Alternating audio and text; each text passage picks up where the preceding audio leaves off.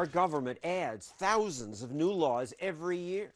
The feds alone added 80,000 pages of new regulations just last year. Add in state and local laws, and we're drowning in rules. So just disobeying one of these could lead to the police locking me up.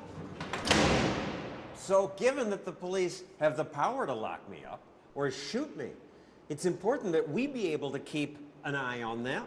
Fortunately, that's easier today because even our phones have cameras. And a camera is a powerful tool for, as the Romans said, watching the watchman.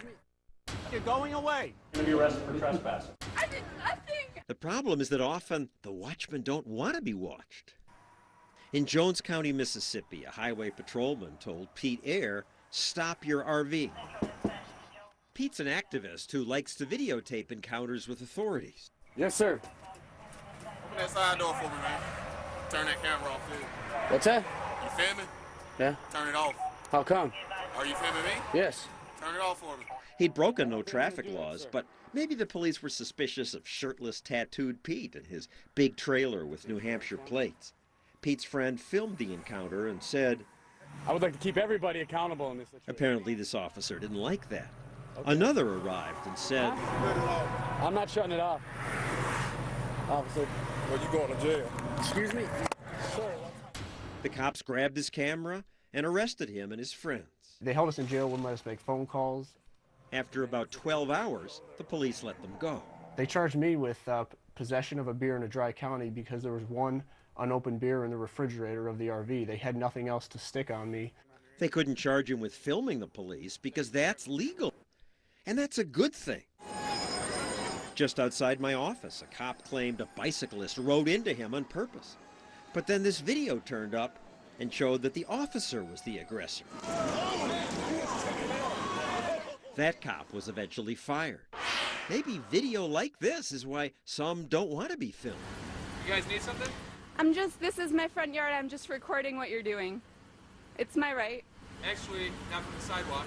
This is my yard. In Rochester, New York, when Emily Good heard police stopping a driver outside her house, she went out on her front lawn to film the encounter. One officer didn't like that. Behind us officers when we're doing a traffic stop. I'm allowed to stand in my yard. We'll stand in your house. I'm allowed to stand in my yard. I'm going to stay in. I was in cotton pajamas. You could tell I was holding nothing. I don't think that there's any reason to feel threatened. All I have is a camera. I'm clearly wearing nothing. I have no weapons. It does not matter. You know what? I think you're going to go to jail. I'm observing what they're doing and they're arresting me. I don't understand what's going on. The officer took her to jail and charged her with obstructing governmental administration. I did nothing. I did nothing. I think that the young police officer is high on his power. High on his power is a little harsh. He's doing his job. No, it's not his job to take people, observers from their own property and put them in jail. A month later, Emily put this video online. It was viewed thousands of times, and some viewers criticized the police. So you post the video on YouTube, and they come back. In uniform, 4 officers. Police showed up outside a meeting of Emily and her friends and started writing tickets for parking violations, like parking farther than 12 inches from the curb. Can I see it? Can I see the ruler? Her friend taped that. Okay, that's 12 inches from the curb. After the media picked up on the story, the police chief said his officers' actions were inappropriate.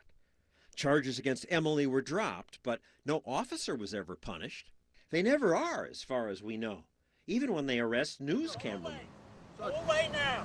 Go away now. Phil Datz tried to film a police pursuit. All right, you're going away.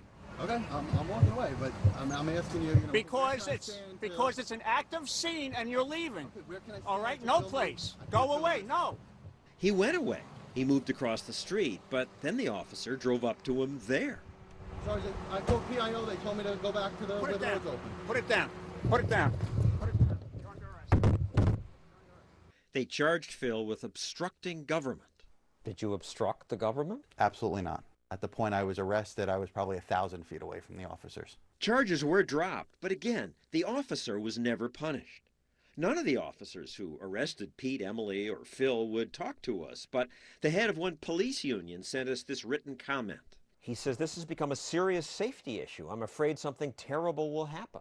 Well, the opposite is true, because if the officers are doing the right thing, the video is going to show that.